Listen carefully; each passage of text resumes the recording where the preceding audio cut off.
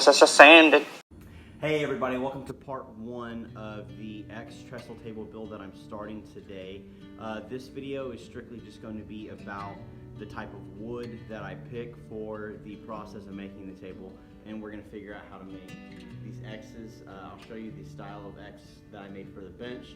The table is the exact same thing, just a little bigger, but we're just going to show this today. Stick around. Okay, so I'm about to walk you through the wood I bought. 8/4, 6/4, 5/4, 4/4, I believe is what I bought. I'll show you exactly what that is and what that means, and then we'll go on to laying out our cuts. Okay, so right here, this whole stack I have right here is 5/4 wood. Then I move on to 6/4. 5/4 wood is going to be for my bench. Okay, that's going to be the top of my bench. All of this 6/4 is going to be the top of the table, this whole stack. 8/4 is going to be stretchers and other parts for the table. The X's, that's what we're going to be making out of the X base, is going to be made of 8/4 wood. And then 4/4 wood is going to be the skirt for our table. So anyways, what these quarters mean is, so you see 8/4, 4/4, 6/4, and 5/4. These quarters actually mean, let me turn you around real quick, 1/4 of an inch.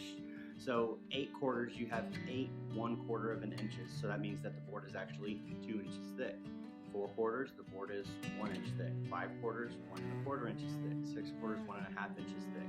So that's just to let you know if you ever go to buy hardwoods. So in our area, Houston area, there's a couple hardwood dealers, and every single dealer you go to, you're going to get wood that is 8/4, 5/4, 4/4, stuff like that. So if you go to Lowe's or you go to Home Depot, you buy a 2x4, right? So you buy a 2x4 or a 2x6. That's basically saying 2 inches by 4 inches or 2 inches by 6 inches. But the thing about buying wood from there is it's not actually 2 inches thick. Okay, a 2x4 is actually 1.5 inches thick by 3.5 inches wide. Why? Because the wood shrinks. Okay, so, and wood from Home Depot and Lowe's is typically 99 to 100% of the time not completely dried out. Okay, it's not kiln dried because that is lumber wood, that's wood for construction and stuff like that.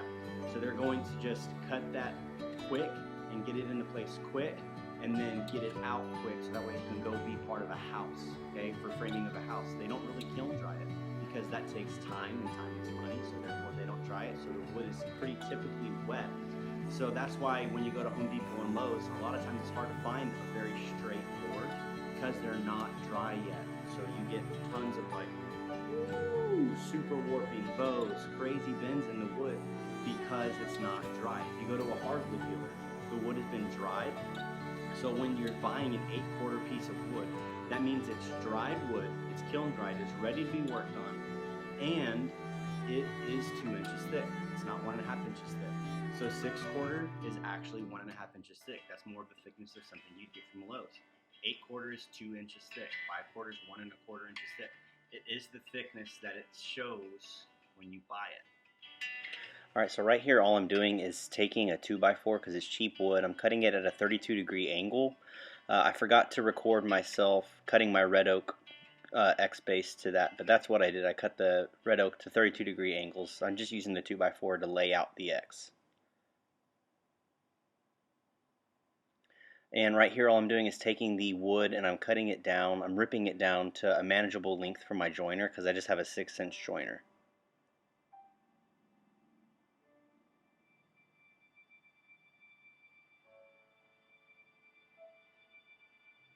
If you watch right here, the table saw is really binding.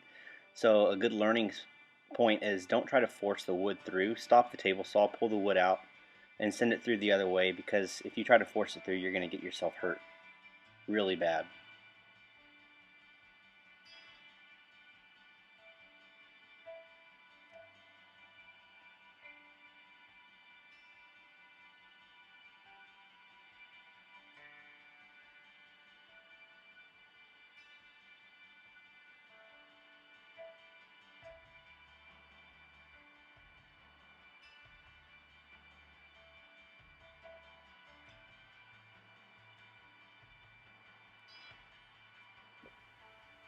Okay, so basically what I just did is I took a crayon, I marked all along the surface, two surfaces of the wood, a face and an edge of each board that I'm going to be using to make the other X.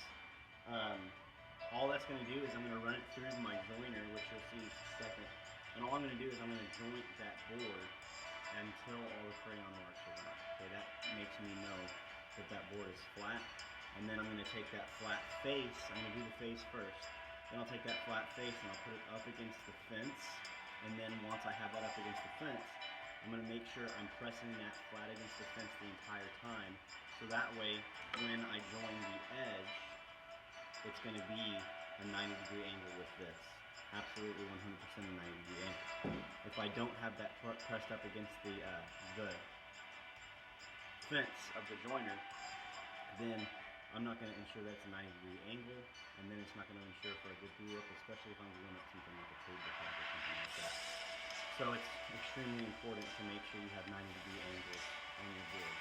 So this is just to make sure everything stays flat and everything's at a 90-degree angle. So let's get going.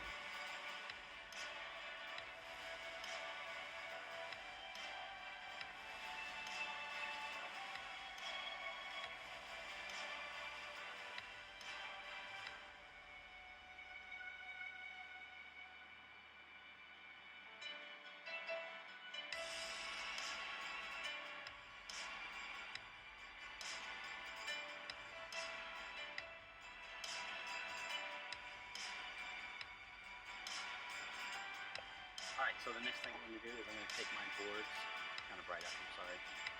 If you look, I marked every side on the board that I jointed over at the joiner. Every board I jointed, that side I marked with a J, so I know what side is supposed to go down. So now this machine right here, behind me is my planer.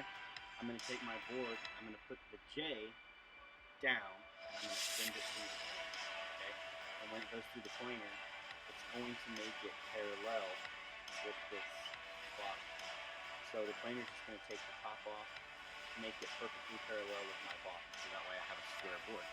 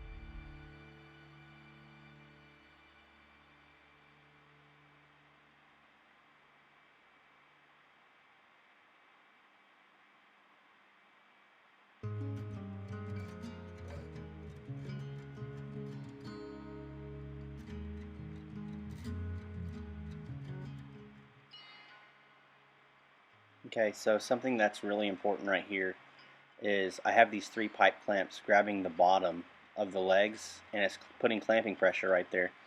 But I need to make sure that I have equal clamping pressure on the top and on the bottom.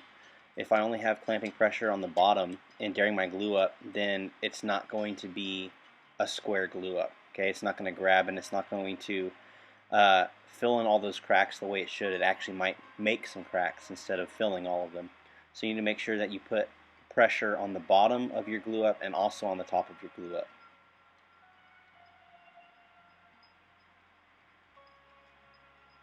And use a lot of clamps.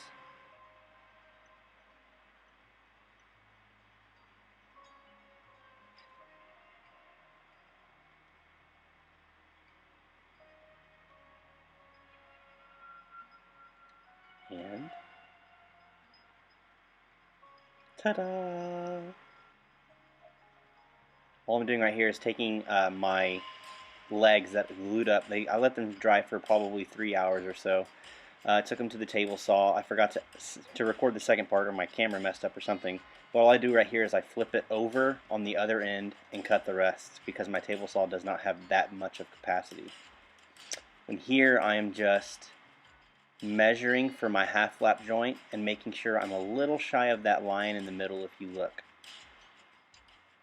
And now I'm cutting at my angle that I measured for. I did not record myself laying out those lines, but here I am cutting those angles that I measured to fit that X together, and this is called a half lap joint.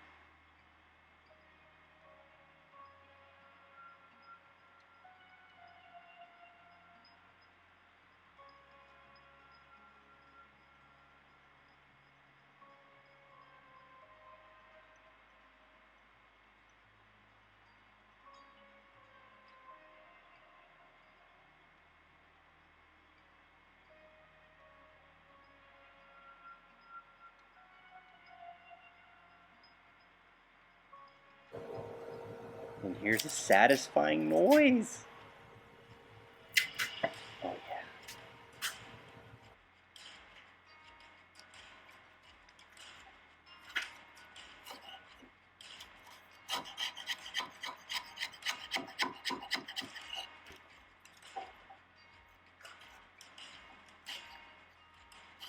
Something I learned during this process, and during some other processes that I forget sometimes, is try not to force the chisel.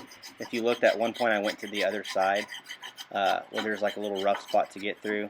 Try not to force the chisel through something, because you could have some tear out on the other end. So that's always good. If you're at one side where there could be possibly tear out, come from that side. Don't go all the way through it outside the end, if that makes sense. Hopefully it does.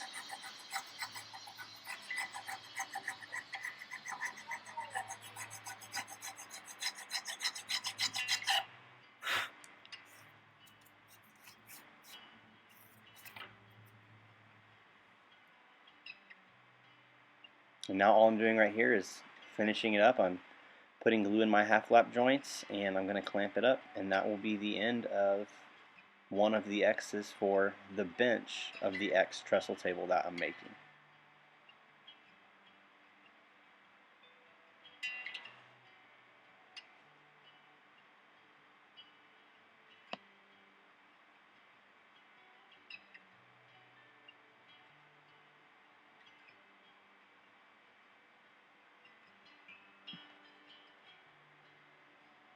And thank you guys so much for watching.